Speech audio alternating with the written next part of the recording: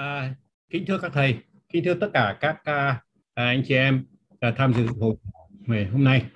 Chúng tôi xin mở đầu cái hội thảo tiếp tục tại phiên này là phiên số 7. Và trong cái phiên này chúng ta sẽ tập trung hai vấn đề. Vấn đề thứ nhất đó là những cái tiến bộ rất là mới trong vấn đề đi tìm các thứ thuốc để điều trị đái tháo đường, và để tìm những cái sự an toàn của các thuốc đái tháo đường này thì người ta đã tìm ra được thêm những cái lợi của các thuốc đái tháo đường mới, và nó sẽ trở thành một cái dấu ấn rất là quan trọng, góp thêm vô trong vấn đề là tham gia phòng ngừa, làm tốt thêm các cái biến chứng tim mạch ở những bệnh nhân đái tháo đường. Và sau đó với những kết quả hơn nữa, tiếp tục họ hướng dẫn và đi tới thêm nữa là việc áp dụng của những thứ thuốc này ở trong điều trị suy tim, thì cho thấy đó là một quá trình rất là hay trong cái quá trình chế ngự các bệnh lý tiểu đường và gọi là cardiometabolic, những rối loạn về tim và chuyển hóa, rất là hay. Đồng thời nữa thì ở những bệnh nhân đái tháo đường, ở những bệnh nhân tim mạch, bệnh mãn tính, thì cái rung nhĩ cũng là một trong những cái triệu chứng rất là thường, và nó là một trong những nguyên nhân để nó gây ra các cái đột quỵ, như đột quỵ đem lại rất nhiều những cái khó khăn trong vấn đề xử trí về điều trị rung nhĩ để phòng ngừa các đột quỵ như thế nào. Từ rất lâu chúng ta vẫn quen với lại các cái thuốc kháng vitamin K. Về sau này với sự xuất hiện của các cái thuốc kháng đông đường uống mới, nó đem lại rất nhiều những hy vọng và tia hy vọng mới cho vấn đề điều trị.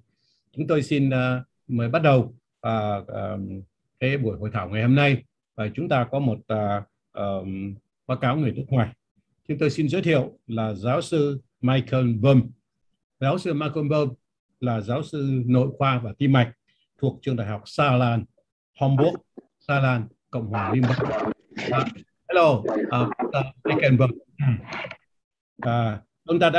Ông đã từng là hội viên, nguyên là chủ tịch hội tim mạch của Cộng hòa Liên bang Đức, và sau này thì tham gia rất là nhiều các cái hội của Đức, cũng là thành viên của hội tim mạch châu Âu, của hội tim mạch của Hoa Kỳ ASA, và kể cả hội tăng huyết áp của châu Âu, và là chủ tịch cũng như phó chủ tịch của rất nhiều các hội đồng khoa học liên quan đến tim mạch ở tại châu Âu, kể cả Mỹ.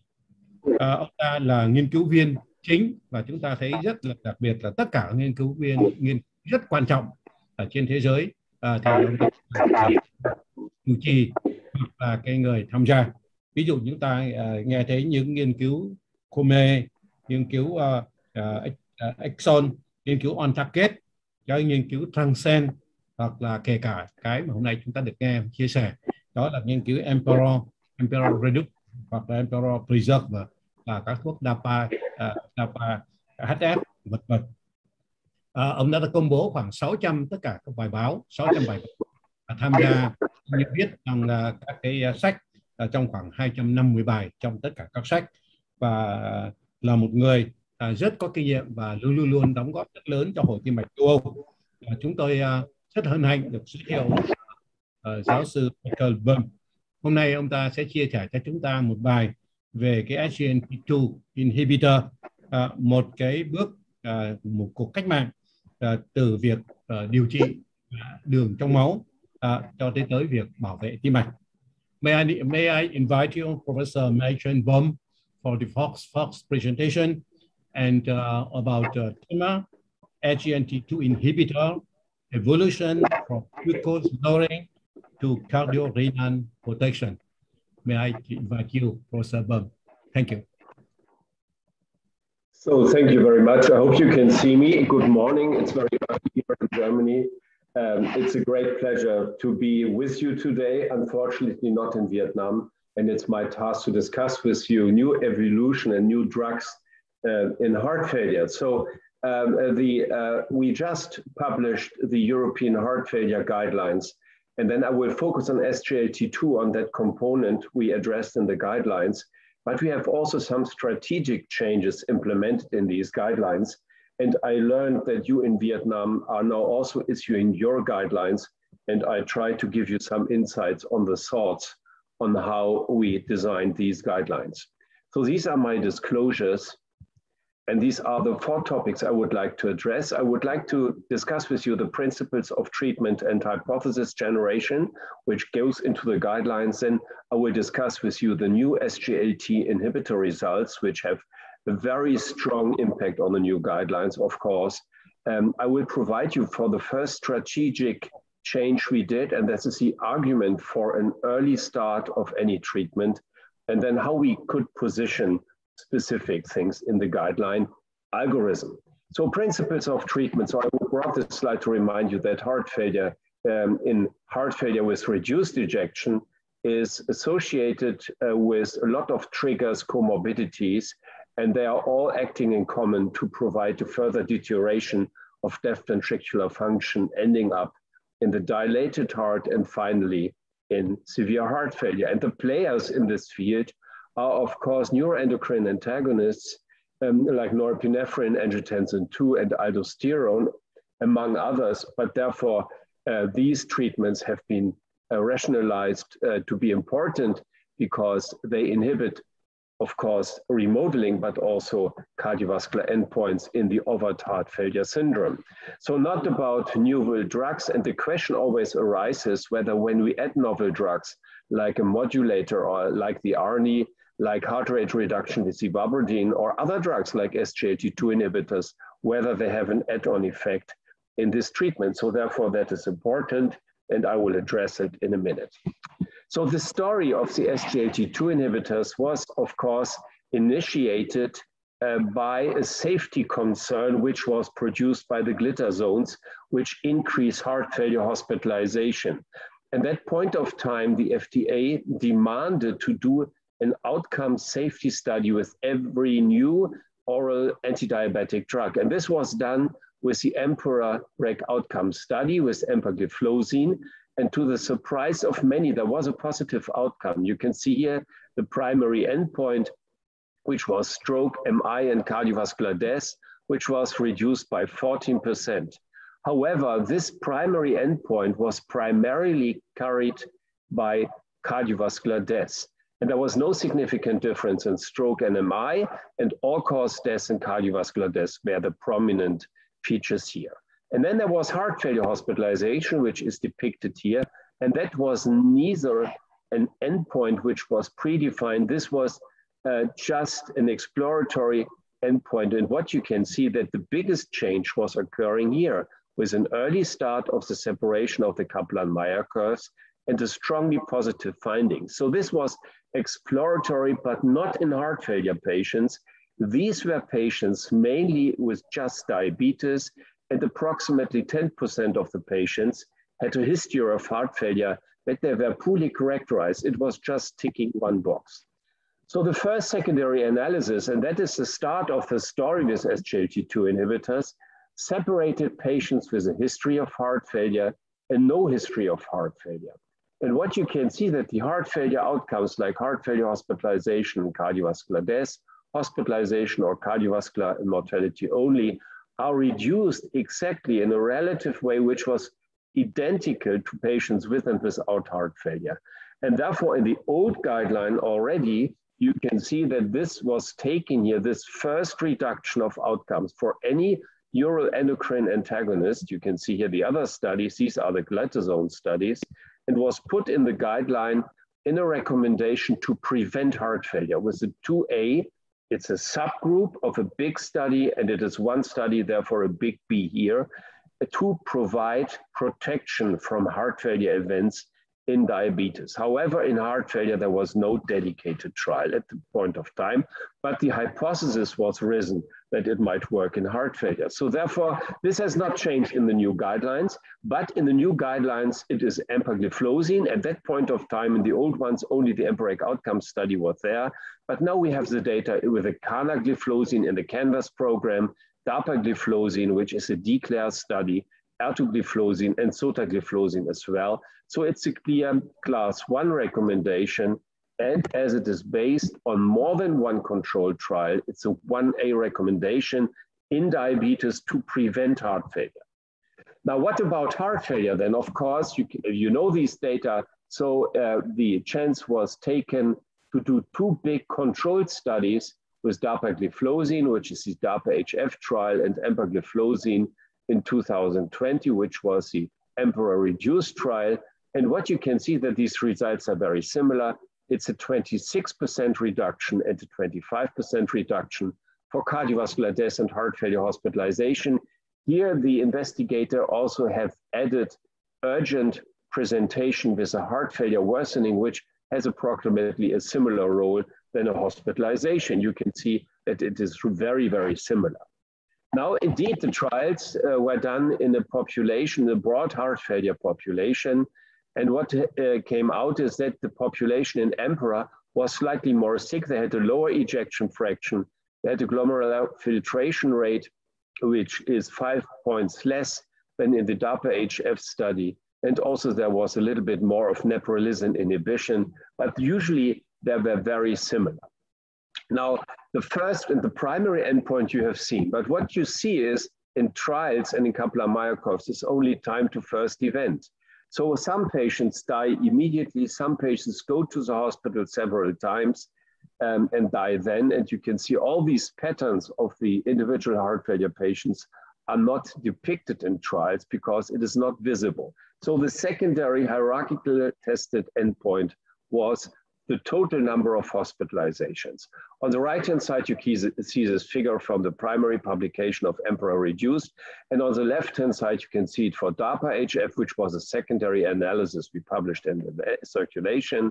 And what you can see that there is a 25 and 30% reduction of all hospitalization. And that is the only way to do a proper cost-effective analysis. And you can see also it is highly reassuring for the results of the primary endpoint. Now, I would like to present to you some of the secondary analyses which have been done because they give important clinical clues for the use of SGLT2 inhibitor. So first of all, we have seen the data with EMPEROR outcome in diabetes individuals, but the big trials were also done in patients with non-diabetes. So the idea and the hypothesis is come here from a phase 2 study with empagliflozin. And you can see that one of the candidate mechanisms, we do not know whether that is right or wrong, is sodium excretion. But sodium excretion, because it is an inhibition of the sodium glucose cotransporter, does also take place in non-diabetic individuals. And you can see here on the right-hand side, diabetes and no diabetes, and it is similar. So therefore, the risk was taken to do the trial in the overall population. And here I present to you the DAPA-HF and EMPEROR outcome studies. There was no difference in the risk reduction in patients with diabetes and no diabetes. The risk in both trials for diabetic individuals was 30% higher. But here you can see, indeed, this is a line of neutrality that for DAPA and EMPEROR, the risk reduction was similar over the overall spectrum of HbA1c. So there is absolutely no interaction with diabetes and non-diabetes. So this class of drugs have changed from an anti-diabetic principle to an effective heart failure medication. However, what is done, and we do not have the data for EMPEROR, but here you can see the data for DAPA-HF we published recently. And indeed, when you take only patients without diabetes and look at the new onset of diabetes, according to the American Diabetes Association, increase of HbA1c above 7.5, you can see that this indeed is significantly attenuated. So the cardiometabolic syndrome, which is rather important in heart failure, is here positively affected by an SGLT2 inhibitors, and we are awaiting these results also for the EMPEROR trial program. Now people looked here at the effects of renal outcomes. That is the third hierarchical tested endpoint. And I brought you a slide why this was done. And these are all the trials in diabetes. And you can see a risk reduction of 33% for the clinical endpoints, dialysis, transplantation, or death due to kidney disease. You can see it depends, of course, on the eGFR you are starting with, but you can see here that indeed there is a favorable effect in diabetic individuals. And this is the data from the heart failure population. one of the measures to look at that is the steepness of the fall of eGFR over time. And what you can see that this gets less steep with empagliflozin compared to placebo. Here you can see the absolute data, the difference. It is a 3/4 of reduction of speed, how the eGFR is falling. And you can see also here a dip in the beginning. And this is a reduction of the filtration pressure, which is, of course, due to the constriction of the vas efferents and maybe dilatation of the efferents, which is the mechanism of the protective effect. This is not kidney disease. This is a pharmacological effect. As you can see that after withdrawal of the drugs, the eGFR goes up again. So this is reversible. So the mechanism of renal protection is the fall of eGFR here. And then we looked into the hard renal outcomes, which was a decline of eGFR but at 40%, a doubling of creatinine or end-stage renal disease. You can see with a lag time, because it takes time to get there before the deterioration indeed produces endpoints, of more than 6 months, you see a clear separation of the curve, relative risk reduction by 50%, notably with few endpoints. However, there is indeed reassuring for the kidney protective effect in the heart failure population. Similar results are shown in DAPA-HF. This is a secondary analysis. You can see the slope here, again, for placebo and for dapagliflozin. And this here is extended to diabetes and no diabetes. There is, again, also with the kidney endpoint, no difference in patients with and without diabetes. Kidney disease, same thing. You can see a flattening here and here in patients above and below a GFR of 60. This paper was published with empagliflozin by Fayez Sanat. And you can see that, again, kidney protection also takes place in those with pre-specified kidney function. Now, what we have in Germany is always a question, of course, yes, if there is a sodium excretion, what about acute kidney injury? That is shown here because, of course, the perfusion might change. And we do not have the data yet. They are on the way for the heart failure studies, but you can see an improvement and less acute kidney failure, which is a reduction of 25%. So there is no safety concern. Now what about the clinical endpoints like clinical stability? And I brought you this slide from the DAPA-HF study. And these are patients for the prediction of events in the year thereafter in patients with no events. And then outpatient intensification of loop diuretics. You can see a doubling of the event curve.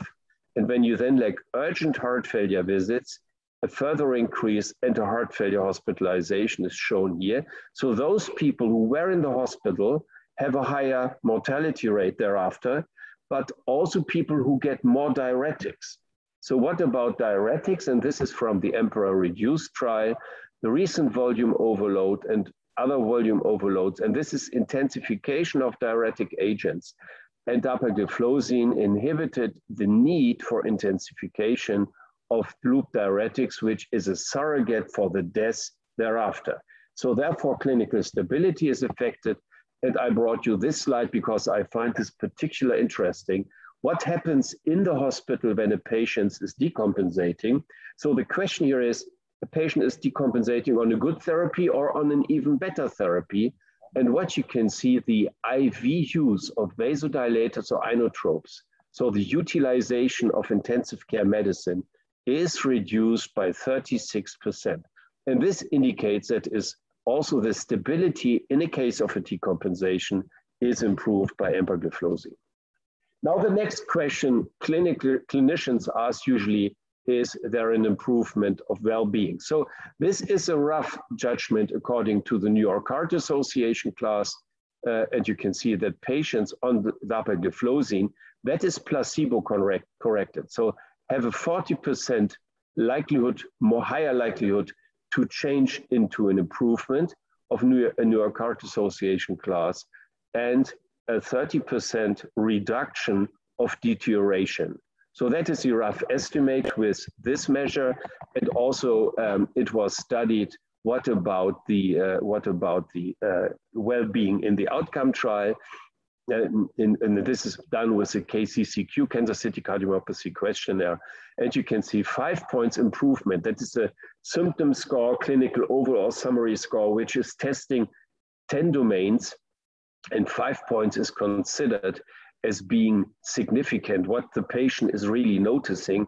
And you can see 20% are improving, favors empagliflozin compared to placebo, but also 10 and 15 points are favorably affected.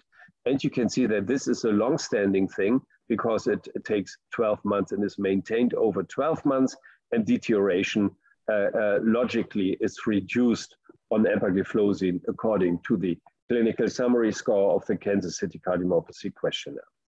Now, what physicians in Germany, and I know in Asia it's the same, are concerned of is a low blood pressure.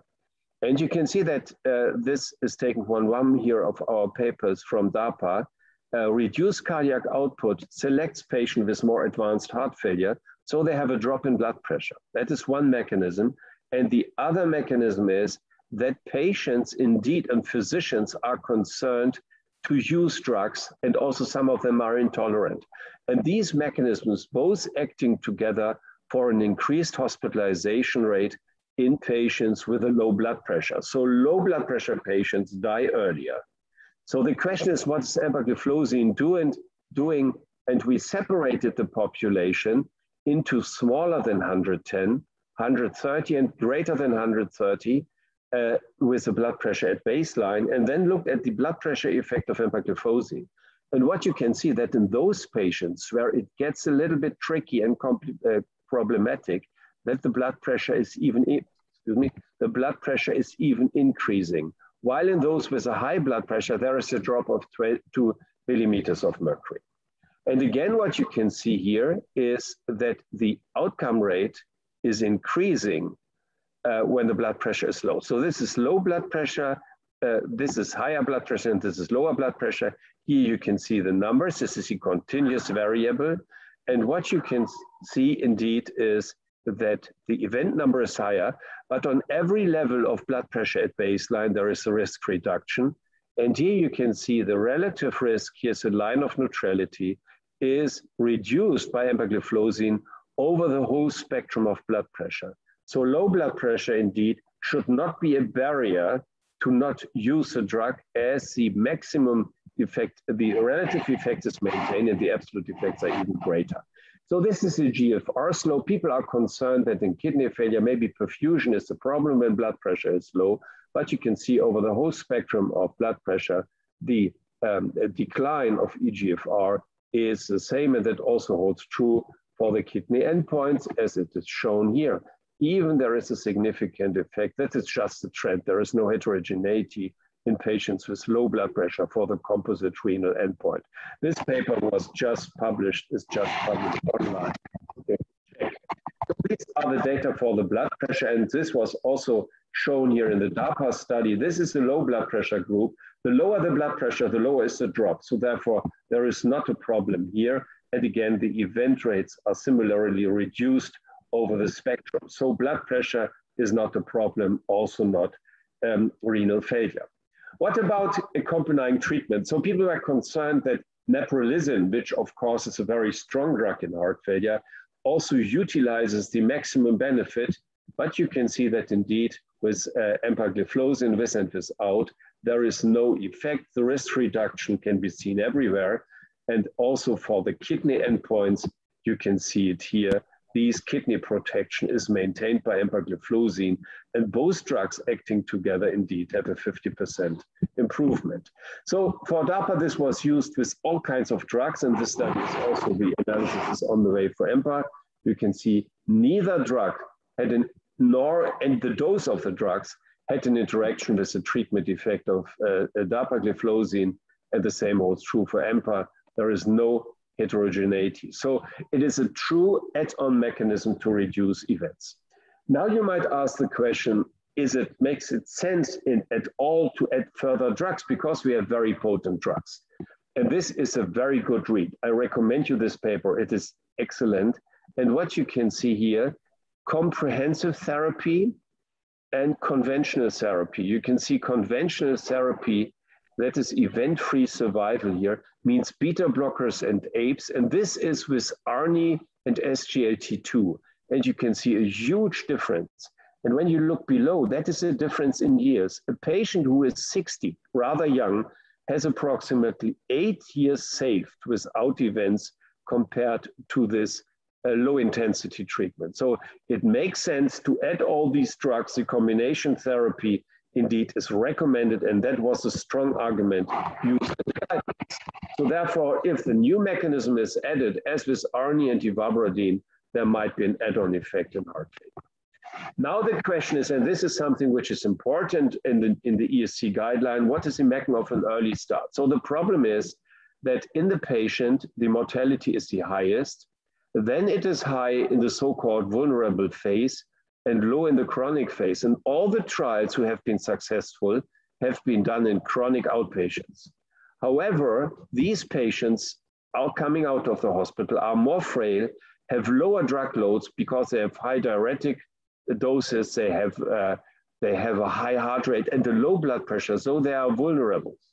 So therefore, the question is, what is the relationship of an early start? And these are patients who never had an event long time ago, that's from DAPA-HF, more than 12 months, and within 12 months. And what you can see that the closer one comes to an event, the higher is the event rate. Yeah, you can see this compared to that and that, but also the treatment effect appears to be bigger the closer you start from an event and the decompensation in the hospital. And you can see that the treatment effect apparently early, this is time after start, is bigger than later. It levels out here. And so that is an argument to start early. And it's not only the case for dapagliflozin, that is Emperor. Yeah, you can see in Emperor reduced a 60% risk reduction after 12 days. And therefore the guideline committee was concerned that by slow up titration, prolonging the start of the treatment, there might be events which are provoked. And that does not only relate to ACE inhibitor. This is a SOLVE trial. And these are the beta blocker trials. So they early act early and have a positive effect. So honestly, we have to say that we maybe in the last years started always too late for treatment. So how to position this in the new guideline? The old guidelines have a very conservative approach, sequencing and up titration very slowly, depending on the rank order when the trial and the evidence was generated. Yeah, beta blockers, that is CBIS3, were now given together. And the question is, of course, postponing these treatments, as this can take months, and I've shown you the data before, might cause events and treatment might come too late for many patients. So the strategic change is to put all drugs in the first row and to give them together as soon as possible. That is the key message. And my personal opinion is that this has the greatest impact for future outcomes. Now, another strategic change is that we had in the old guidelines mid-range ejection fraction in between, 40 to 49. So there is no dedicated trial, and you can see you need a structural heart disease and an elevated BNP. This has changed. It is not termed mid-range. It is now termed mildly reduced. The reason is that mid-range is a descriptive term. And mildly reduced means it's a sick ventricle. So these people are sick. And why is it so? Because from the Paragon and Paradigm study, there was an analysis over the spectrum. They were put together over the spectrum of ejection fraction. And you can see there are treatment effects starting approximately at 55. So these people benefit from treatment 55. And this was not the case with these only the trial. These are the data you've just seen. But looking closely into the trials and putting them together, you can see the same for TopCat, spironolactone. You can see it for beta blockers. This is only the seniors trial, and you can see it from SHARM. So this is a group of patients who were never treated because they were not considered to have heart failure because mid-range ejection fraction was descriptive. So that was a reason to make a clear distinction. And you can see these people can be treated with heart failure drugs. it's a 2BC recommendation. C means it's an interpretation of experts, as I have presented a minute ago, and a 2B because these are only subgroups from trials put it together. So therefore, it can only be a 2B, but there will be no trial. So these patients may be considered to be treated with drugs. That is new. Now, what about now? We discussed these patients, that is clear. These patients get more clear. What about heart failure with preserved ejection fraction? And 3 hours after presentation of our guideline, you can see that this was old because there was the Emperor preserved study which came out with preserved ejection fraction. And here you can see why that was done. So these are all the event rates in the placebo group in heart failure with reduced ejection trials. And these are those in preserved ejection trials. And this was the outcome rate on placebo in EMPEREC outcome. And these patients had an outcome rate which were more compatible with the preserved ejection trials than with the HFrEF trials. So the idea was that these patients might belong to this group and there might be a benefit of empagliflozin. So that was the idea behind it, to do and to take indeed the risk to do a HFpEF trial. Many of them have failed, as you know. So these are the results which were presented. We are very happy that this paper is published in the New England. You can see the placebo group, 20% event rate. So Emperor reduced is 25, slightly lower. And you can see there is a clear effect on outcomes. There is a 21% reduction of cardiovascular death and heart failure hospitalization. And this indeed is the first evidence for a positive trial in HFpEF. And when you look at repetitive hospitalization, it becomes even more clear. And it looks, if we would delimitate here the legends, you will think it could be a HFrEF trial, early start, further progression of Kaplan-Meier curves to separate, and there is a clear result on repetitive heart failure hospitalization. And similar kidney protection. So slope in GGFR was significantly reduced, halved, and here you can see the p-value. So therefore, now we have all the drugs here. HFpEF, you should discuss it in your guidelines.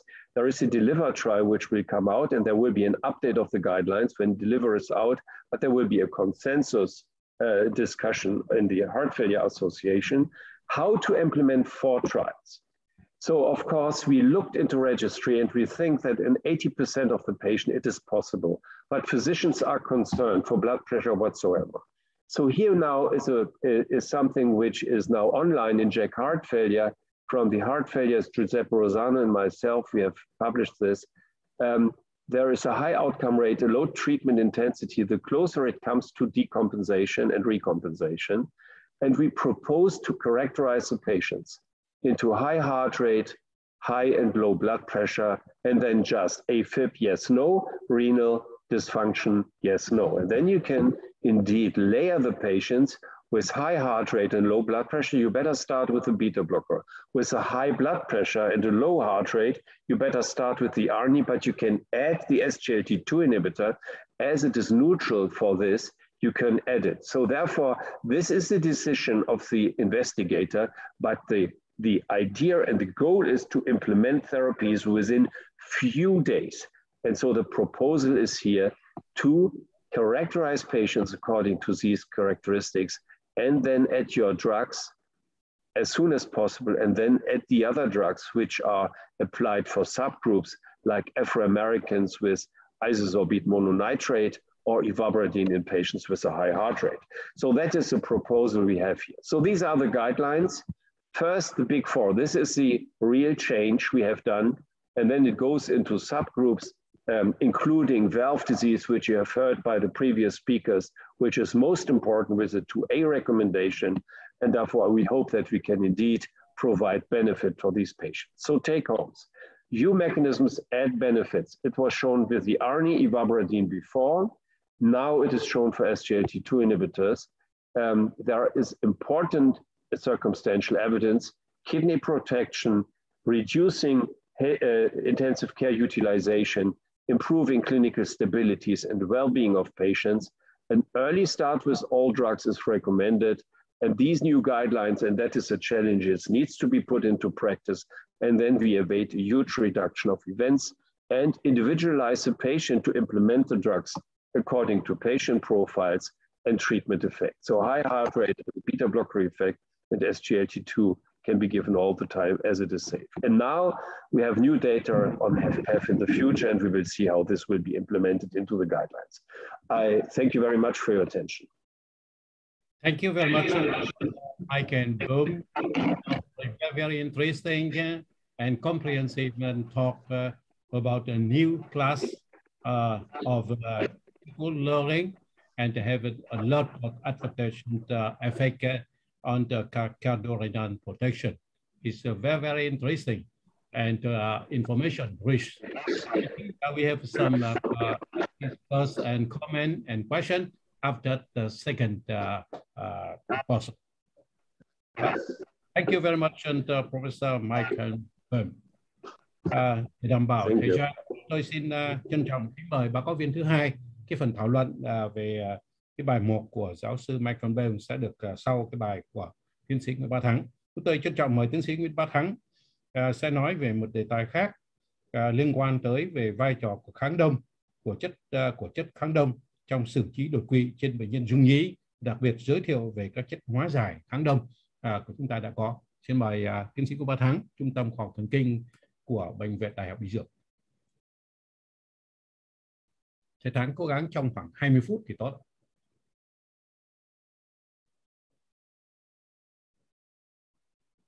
Xin mời thầy Nguyễn Bá Thắng ạ. Dạ, xin cảm ơn ban tổ chức đã cho phép tôi có mặt ở đây để cùng trao đổi về một cái vấn đề liên quan đến kháng đông và liên quan đến việc xử trí đột quỵ trên bệnh nhân có rung nhĩ. Thì đây là những nội dung tôi sẽ trình bày. Thì đầu tiên mình sẽ đi qua vấn đề về liên quan với đột quỵ và rung nhĩ. Thì đây là một cái trường hợp lâm sàng mà chúng ta có thể khá là thường gặp trên thực tế. Đó là một bệnh nhân nam 68 tuổi, thì lúc đi ngủ thì bình thường, nhưng mà 5 giờ sáng thức dậy thì bị liệt nửa người trái rồi nói ú ớ, và vào bệnh viện lúc 6 giờ, mặc dù là 1 tiếng nhưng mà thực ra thì cái thời gian khởi phát chúng ta chưa biết là bao lâu, tại vì có thể khởi phát trong lúc ngủ. Và bệnh nhân này khi mà được chụp CT scan khẩn, khi mà kích hoạt cái đột quỵ thì được chụp CT scan khẩn, thì chúng ta thấy rằng nếu nhìn sơ qua có vẻ không có gì, nhưng thực ra là bệnh nhân đã có cái tổn thương rất là lớn ở toàn bộ cái vùng tưới máu của động mạch não giữa, và với cái giờ khởi phát không rõ, bệnh nhân có cái tổn thương đã thấy rõ lớn như thế này, và bệnh nhân không có thể được can thiệp được nữa, và diễn tiến sau đó là bệnh nhân phù não tổn thương rất là lớn ở cái phim CT tiếp theo. Và các cái khảo sát cũng cho thấy rằng bệnh nhân này trên các cái mạch máu thì gần như là bình thường, trừ cái chỗ động mạch bị tắc, là ngay động mạch não giữa M1 bị cắt cụt luôn. Và chúng ta thấy rằng hoàn toàn không có bàng hệ ở các CT đa pha mà chúng tôi thực hiện ở bệnh viện Đại học Y Dược, tức là không có bàng hệ nào hết. Thì đây là một cái đặc điểm khá là quan trọng trong cái đột quỵ liên quan đến rung nhĩ, bởi vì cái cục máu đông nó làm tắc nghẽn khẩn cấp và không có cái hình thành cái thời gian để hình thành cái bàng hệ thêm ngoài cái bàng hệ sẵn có của bệnh nhân, và nó tạo ra một cái bệnh cảnh rất là nặng nề. Và đột quỵ với liên quan đến rung nhĩ thì kết cục thường là nặng nề nếu mà chúng ta không thể nào tái thông được kịp thời trong bước ban đầu. Thì diễn tiến sau đó bệnh nhân sẽ là những ý thức thì giảm, rồi phù não lớn, chuyển dạng xuất huyết như cái hình này, và bệnh nhân đã được chỉ định vớt vát bằng một cái là phẫu thuật mở sọ giải áp để có thể cứu sống bệnh nhân, nhưng vẫn để lại bệnh nhân có một cái tàn phế rất lớn. Thì đây là một cái bệnh cảnh rất là đáng tiếc và cũng không phải là hiếm gặp cho các bệnh nhân mà rung nhĩ đột quỵ. Thì như vậy thì chúng ta thấy rằng đột quỵ liên quan đến rung nhĩ thường nó tác động mạch lớn, và thường nó cái tắc đột xuất và không có cái bàng hệ tốt, do đó nên cái tỷ lệ tử vong rất là cao. Đồng thời là những người mà còn sống được thì cái tỷ lệ tàn phế cũng cao hơn các loại đột quỵ khác. Đồng thời có một cái nguy cơ quan trọng nữa, đó là bị rung nhĩ thì dễ bị đột quỵ. Đồng thời là khi đã bị đột quỵ rồi thì chúng ta thấy những cái dữ liệu ở trong các biểu đồ này, chúng ta thấy rằng cái tỷ lệ tái phát đột quỵ cao gấp đôi ở những người có rung nhĩ so với những người không rung nhĩ, nếu chúng ta không có được điều trị cần thiết kịp thời. Như vậy thì chúng ta sẽ phải làm sao để ngăn chặn không cho cái đột quỵ do rung nhĩ nó xảy ra. Thì cái vai trò của cái điều trị phòng ngừa rất là quan trọng, kể cả phòng ngừa tin phát lẫn thứ phát. Thì chúng ta sẽ xem đến phần thứ hai về những cái thuốc trong dự phòng đột quỵ. Thì đầu tiên là thuốc kháng đông, kháng vitamin K. Chúng ta đã có cái dữ liệu từ những thập niên 90, chúng ta đã có những dữ liệu rất là quan trọng cho chúng ta thấy rằng kháng vitamin K là một cái thuốc rất là hiệu quả trong cái phòng ngừa đột quỵ liên quan đến rung nhĩ, và thuốc này đã được sử dụng rất là nhiều năm cho tới nay. Tuy nhiên thì thực tế cái tỷ lệ sử dụng thuốc cũng khá là thấp, không có đạt được như yêu cầu mong đợi. Cái chủ yếu là cái lo ngại cái chuyện mà bệnh nhân có cái sử dụng khó khăn và cái biến chứng xuất huyết có thể xảy ra. Một số bác sĩ thì đã chuyển qua sử dụng aspirin hoặc là các thuốc chống tiểu cầu kép vân vân. Tuy nhiên thì chúng ta coi lại những cái bằng chứng của aspirin liên quan đến phòng ngừa đột quỵ cho bệnh nhân rung nhĩ thì chúng ta thấy rằng chúng ta hoàn toàn không thể sử dụng aspirin với cái mục đích bảo vệ đột quỵ ở bệnh nhân rung nhĩ được, bởi vì nó không đúng cơ chế, và cái số liệu của các nghiên cứu này cho thấy rằng nó không hơn gì so với giả dược, không có ý nghĩa gì hết trong cái việc phòng ngừa đột quỵ mà liên quan đến rung nhĩ. Có một cái nghiên cứu đánh giá là nếu chúng ta dùng đơn không được thì chúng ta dùng kép thì sao? Thì nghiên cứu ActiW dùng cái chống tiểu cầu kép cho cái phòng ngừa đột quỵ thì so với trên bệnh nhân rung nhĩ thì so với kháng đông nó cũng không đạt hiệu quả, nó thấp hơn nhiều, và đồng thời là cái biến cố xuất huyết thì nó cũng gần tương đương. Như vậy thì hiệu quả không đạt và cái biến cố xuất huyết thì cao. Do đó nên cái khuyến cáo hiện nay, khuyến cáo mới nhất năm 2020 thì ghi nhận rằng cái thuốc chống tiểu cầu người ta không nên dùng, đơn trị liệu không hiệu quả và có tiềm năng gây hại và đột quỵ. Và cái thuốc chống tiểu cầu kép thì cái nguy cơ cũng xuất huyết cũng tương tự. Do đó nên chúng ta không nên dùng cái thuốc chống tiểu cầu cho các bệnh nhân rung nhĩ, mà phải được dùng kháng đông theo các khuyến cáo khác của các phần khác cũng ghi nhận rõ ràng. Đột quỵ hay AHA năm 2021 cũng nhấn mạnh lại là bệnh nhân rung nhĩ thì cần được điều trị bằng kháng đông, và bất kể cái kiểu rung nhĩ là gì. Và cái khuyến cáo của châu Âu thì chúng ta nhìn thấy đây chi tiết hơn một chút xíu, đó là những bệnh nhân mà đột quỵ, bệnh nhân rung nhĩ mà nếu mà liên quan đến bệnh van tim, tức là có bệnh van tim hẹp và van hai lá nặng, trung bình đến nặng, hoặc là cái van nhân tạo, thì chúng ta sẽ chỉ có một lựa chọn là thuốc kháng vitamin K. Tuy nhiên thì đối với các bệnh nhân không có hai bệnh van tim đó thì chúng ta sẽ sử dụng thang điểm CHASPAT và thang điểm HPLS để đánh giá nguy cơ đột quỵ, thuyên tắc và nguy cơ xuất huyết để chúng ta lựa chọn. Và ở đây thì chúng ta sẽ được lựa chọn kháng đông. Trong đó thì nghiên cứu này, cái khuyến cáo này còn nhấn mạnh là chúng ta sẽ ưu tiên NOAC so với cái kháng vitamin K. Tại sao như vậy? Bởi vì cái thứ nhất là kháng vitamin K mặc dù đã được chứng minh là có hiệu quả tốt, nhưng cái việc sử dụng nó khá là khó khăn, và cái nguy cơ xuất huyết nó cũng gia tăng đáng kể, và do đó nên cái tỷ lệ sử dụng kháng đông liên quan đến kháng vitamin K thì khá là không có đạt được cái mức độ như mong đợi. Thì cái thuốc NOAC đã được chứng minh rằng có những cái thuận lợi trong việc sử dụng, và đặc biệt là cái hiệu quả và độ an toàn rất là tốt. Nó sử dụng liều cố định, sử dụng một lần, sử dụng liều cố định trong ngày, và hầu như không cần những cái xét nghiệm để theo dõi. Thì các cái NOAC này là gì? Chúng ta có NOAC là các thuốc kháng đông đường uống thế hệ mới, hay là những đường uống thế hệ ức chế trực tiếp. Thì đây là những thuốc ức chế trực tiếp trên yếu tố 10 hoạt hóa. Ví dụ chúng ta đang có ở thị trường Việt Nam là Rivaroxaban và Apixaban, và thuốc ức chế trực tiếp trên thrombin, tức là yếu tố 2 hoạt hóa là Dabigatran chúng ta đang có. Thì các thuốc này sử dụng cái cách dùng thì đơn giản hơn nhiều, và chúng ta có thể sử dụng được dễ dàng hơn. Và cái hiệu quả thì chúng ta sẽ xem tiếp cái hiệu quả nó như thế nào mà nó được đưa vào khuyến cáo ưu tiên như vậy. Thì đây là cái thang điểm mà chúng ta sẽ dùng để đánh giá cái nguy cơ đột quỵ và thuyên tắc hệ thống là thang điểm CHASPAT, và cái thang điểm chúng ta đánh giá cái nguy cơ xuất huyết là thang điểm HPLS. Thì trong đó đối với đột quỵ, đối với bác sĩ thần kinh, bác sĩ đột quỵ của chúng tôi, thì cái thang điểm CHASPAT này nó góp phần cho chúng tôi tăng cường cái đánh giá cái nguy cơ và tăng cường cái thái độ xử trí thôi. Chỉ còn đối với bác sĩ đột quỵ của tôi thì bệnh nhân đã có đột quỵ rồi, thì cái điểm của bệnh nhân ở đây có cái điểm đột quỵ hoặc là năng thiếu máu não là ít nhất là 2 điểm.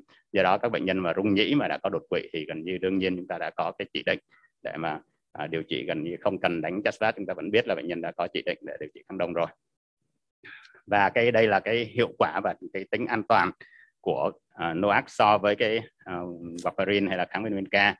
Thì đây là các nghiên cứu pha 3, các nghiên cứu bản lề để các cái thuốc này được đưa ra thị trường, như là của Rely, của Dabigatran hay là Rocket AF, của Rivaroxaban hay Ariston.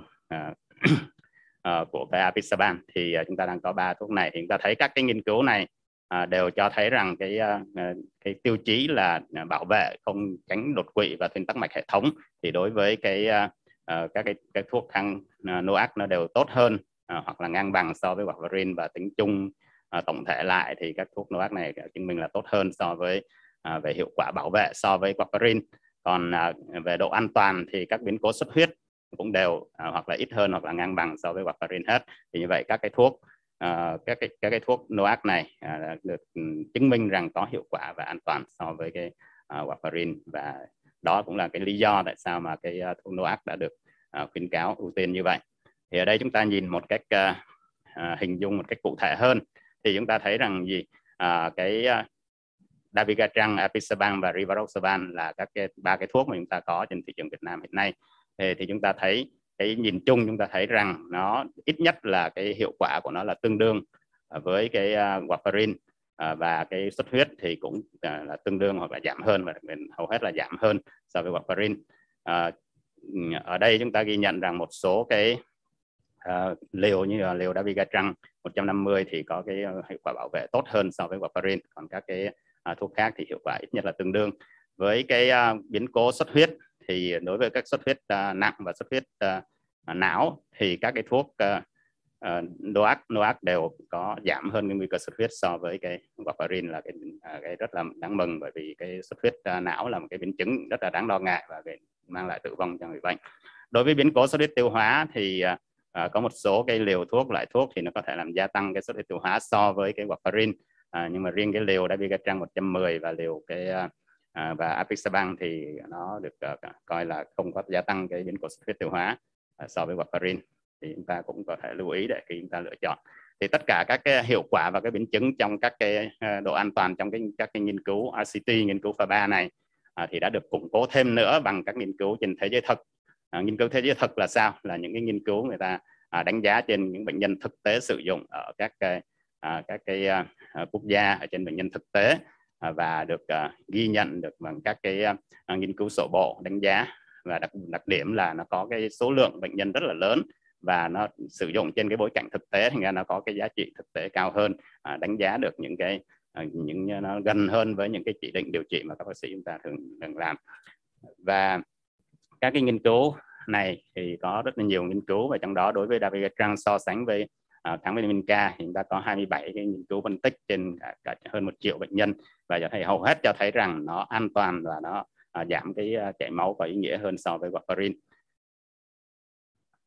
Và trên các cái nguy cơ xuất huyết đó cũng được ghi nhận là có ưu thế, đặc biệt là đối với xuất huyết nội sọ, xuất huyết não thì cái dabigatran giảm tốt hơn rất nhiều trong tất cả các số liệu của các nghiên cứu này. Trên thế giới thực thì chúng ta thấy nó tốt hơn so với warfarin. Và còn cái nghiên cứu của chương trình Medicare của Hoa Kỳ thì cũng có rất là nhiều cái giai đoạn nghiên cứu đánh giá.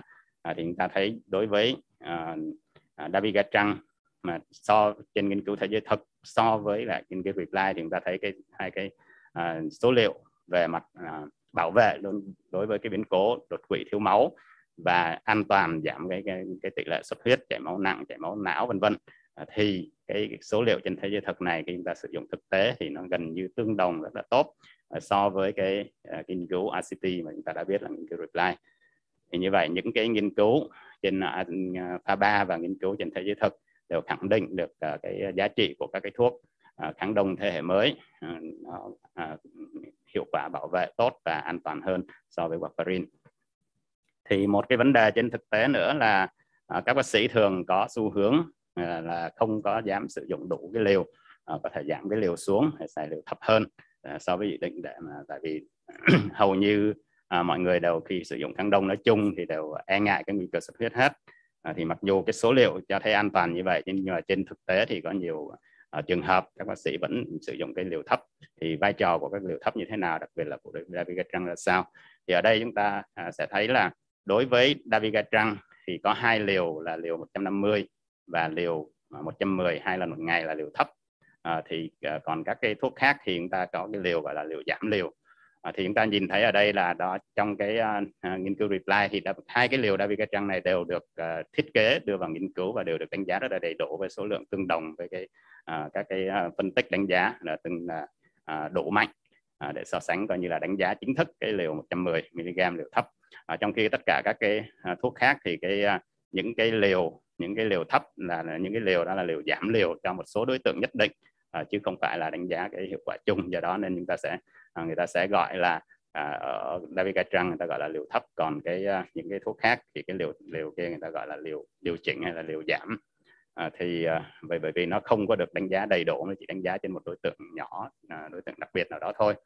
Thì đã so sánh đối với dabigatran khi mà sử dụng cái liều 150 hay là liều thấp 110 thì cái hiệu quả và đặc biệt là cái biến cố xuất huyết thì nó thấp hơn so với cái warfarin ở tất cả các nhóm tuổi, kể cả nhóm dưới 70 và trên dưới 75 và trên 75 tuổi. Thì chúng ta thấy đặc biệt là biến cố xuất huyết và xuất huyết não thì chúng ta thấy rất là tương đồng, rất là tốt ở cả hai liều, và đặc biệt là liều thấp thì chúng ta sẽ ghi nhận là cái biến cố xuất huyết nó sẽ giảm hơn. Thứ hai là về bảo vệ các cái biến cố đối với các bệnh nhân mà có cái nguy cơ tim mạch nói chung và cao, ví dụ như là đã từng có hoặc là chưa có cái bệnh lý mạch vành trước đó chẳng hạn. Thì chúng ta cũng thấy rằng cái so sánh hiệu quả và độ an toàn giữa hai cái nhóm liều của dabigatran đều không có cái khác biệt, rất là tương đồng. Và những bệnh nhân mà có đột quỵ hay không có đột quỵ trước thì cái hiệu quả nó cũng và độ an toàn nó cũng khá là tương đồng với nhau ở cả hai liều. Và tính an toàn nói chung thì chúng ta có thể hình dung như thế này, để chúng ta dễ nhớ thì cái liều 150 thì nó mang lại hiệu quả bảo vệ chống cái thuyên tắc cao hơn so với warfarin, nhưng mà cái độ an toàn thì nó tương đương, xuất huyết cái thứ kia nó tương đương với warfarin. Còn cái liều thấp thì cái bảo vệ nó được ngang ngửa với warfarin và cái an toàn thì nó tốt hơn, tức là ít xuất huyết hơn. Thì đó là những cái nhấn nói chung, và tính chung thì nó đều có hiệu quả trong cái việc mà bảo vệ và tránh giảm được cái biến cố xuất huyết. Thì đây là cái hình cho chúng ta thấy rằng các cái quan điểm chúng ta về cái liều đó là đối với dabigatran đó là liều thấp, và giảm liều đây là theo chiều ngang. Còn tức là hai liều này vẫn có thể hoàn toàn lựa chọn và không tùy theo cái bác sĩ mình đánh giá nhận định, và không được coi nếu mình dùng liều 110 thì không được coi là không phù hợp. Nhưng mà đối với các cái thuốc khác, nếu chúng ta dùng liều thấp, dùng liều giảm mà không có cái lý do chính đáng, mà chủ yếu là do chúng ta sợ cái biến cố xuất huyết hay gì đó không thôi, thì cái đó là không phù hợp. Vậy chúng ta phải sử dụng đúng. Và nếu chúng ta sử dụng cái liều thấp thì ở đây chúng ta thấy rằng trong các cái nghiên cứu pha 3 thì chúng ta có các cái tỷ lệ sử dụng liều thấp ở các nhóm nghiên cứu, nhưng mà trên thực tế thì nó đều tăng hơn, và đặc biệt là các cái thuốc kháng yếu tố đối kháng yếu tố 10 hoạt hóa thì chúng ta thấy rằng cái tỷ lệ trên thực tế sử dụng cái liều thấp này, liều giảm liều này rất là nhiều so với trong cái nghiên cứu. Và một cái nghiên cứu ở Đan Mạch chúng ta thấy rằng nếu chúng ta sử dụng cái liều thấp hoặc là liều giảm đó thì cái nhóm dabigatran của chúng ta, cái liều 110 vẫn đạt được cái hiệu quả và vẫn giữ được cái đặc tính về giảm xuất huyết, tỷ lệ tử vong vân vân. Tuy nhiên thì cái nhóm ức chế yếu tố 10 hoạt hóa mà dùng liều thấp không có giảm liều không có phù hợp thì cái tỷ lệ biến cố tử vong nó sẽ cao lên, và còn cái biến cố khác thì nó cũng không đạt được như mong muốn. Một cái vấn đề nữa mà người ta cũng hay thắc mắc là tại sao lại có những thuốc thì dùng một lần và những thuốc dùng 2 lần thì nó có khác gì không? Thì đây là các đặc tính của các thuốc mà chúng ta đang có. Thì chúng ta thấy rằng cái thời gian bán hủy của thuốc, thời gian đặt nồng độ vân vân thì của các thuốc nó không có quá khác biệt nhau. Tuy nhiên thì lại có thuốc như là rivaroxaban thì xài 1 lần 1 ngày, nhưng mà apixaban và dabigatran thì xài 2 lần 1 ngày.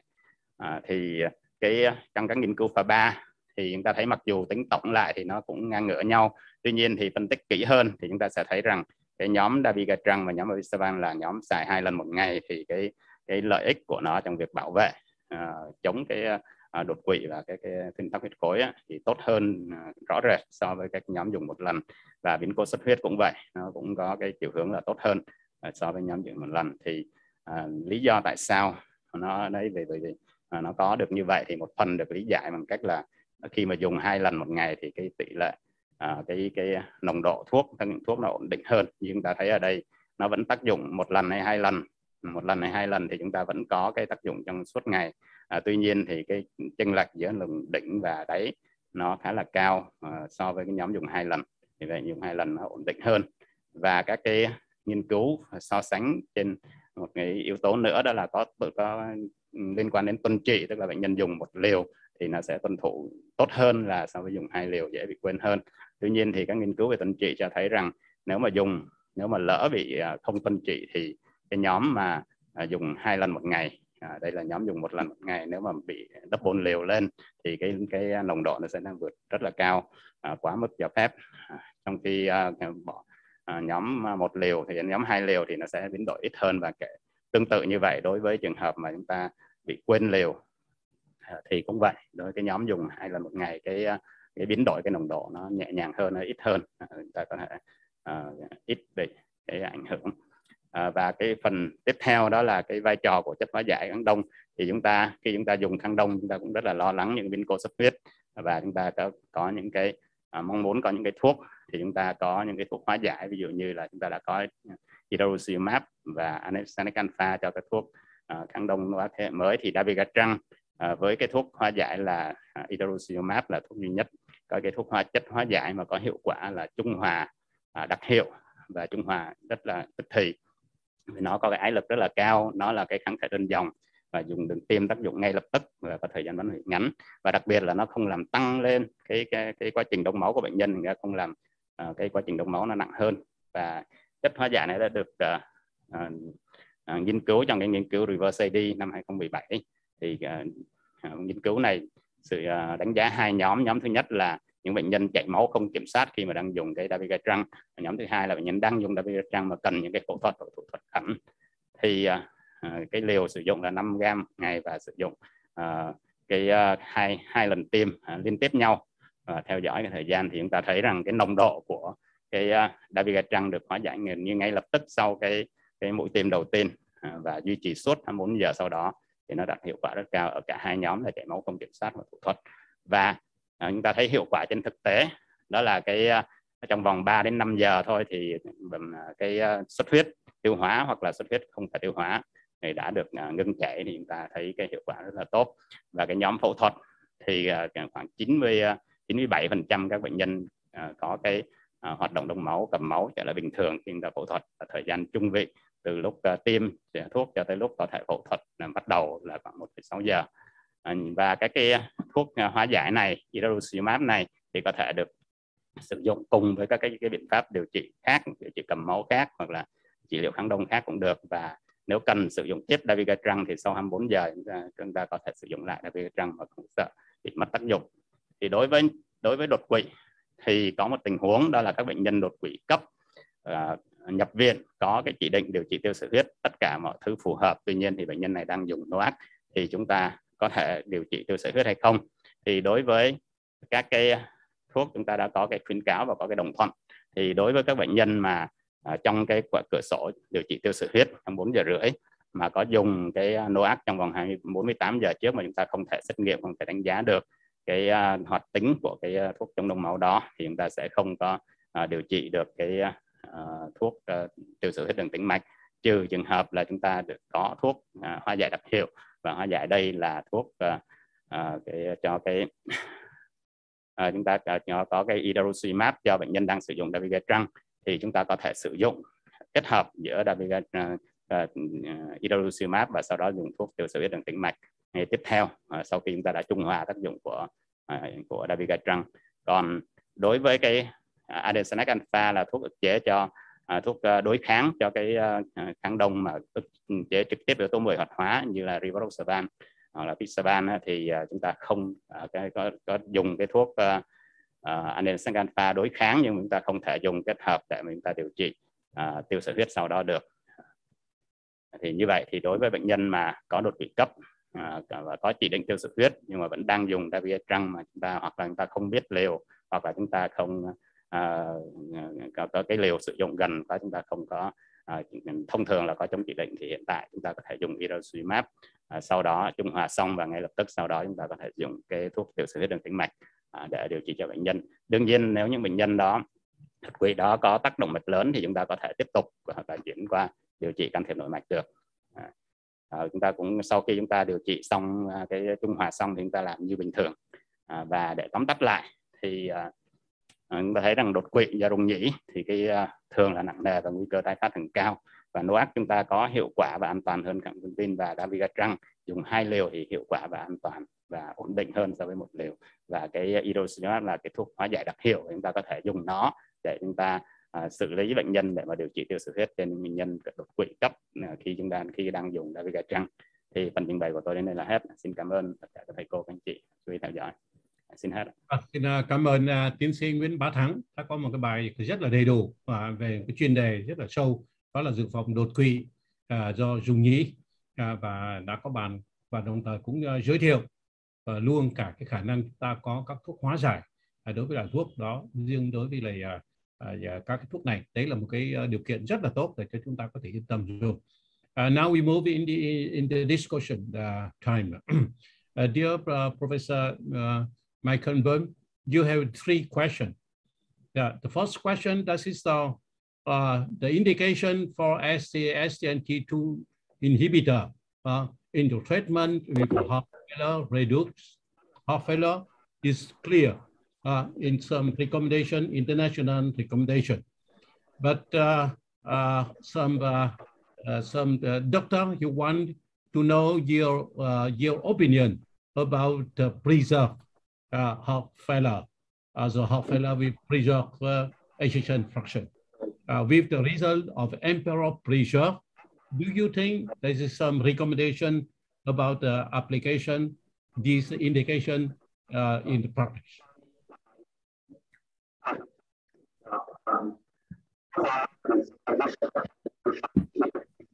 It will definitely change. It has to change. There is legal problems. So in Germany, for instance, and in Europe, it is not approved yet. So there is, of course, the approval is ongoing, the approval process. And we had a decision among the directors of university hospitals, and we usually use it already. You can always use it when you have a patient with HFpEF and a diabetic situation, because for diabetes, it's also a class 1A recommendation, which is clear. The class 1A recommendation means that every diabetes should have it.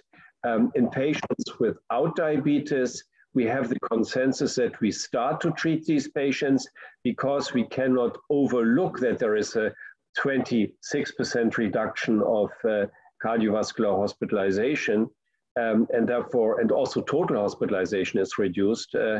And therefore, we start with the treatment, and there will be an update. There will be a comment by the board of the Heart Failure Association, but there will also be a guideline update. But I think for the guideline update, it is fair to wait for the data of the DELIVER trial.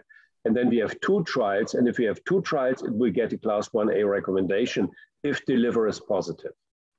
Yeah, thank you. You have the second question. This is about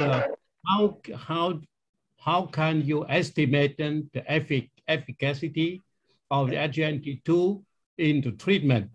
You use the biomarker like NT-proBNP, or that is possible or not to estimate the effect of SGLT2 inhibitor in the treatment of heart failure? No, because you never know whether a patient over time is deteriorating or even improving. And this is an information you do not need. So all the heart failure drugs, including beta blockers, they work because they usually reduce outcomes. And there is a recent report from DAPA-HF that they can also reduce events like sudden death. So there is no need to follow treatment.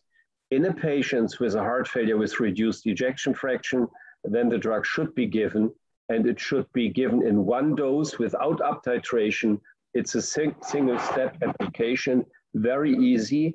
And you might look at the ejection fraction because we have data that there is a deremodeling effect. But if there is no deremodeling, there is no reason to withdraw the drug. Yeah, thank you.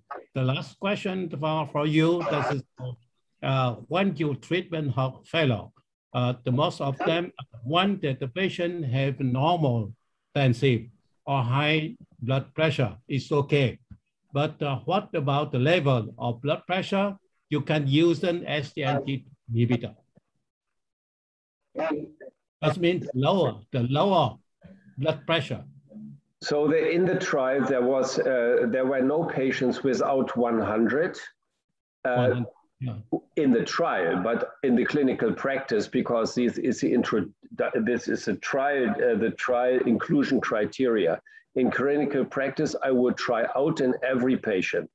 Just the fear, because you might think you get hypotension, is not a reason not to give the drug. Try it out, because usually every drug should be given.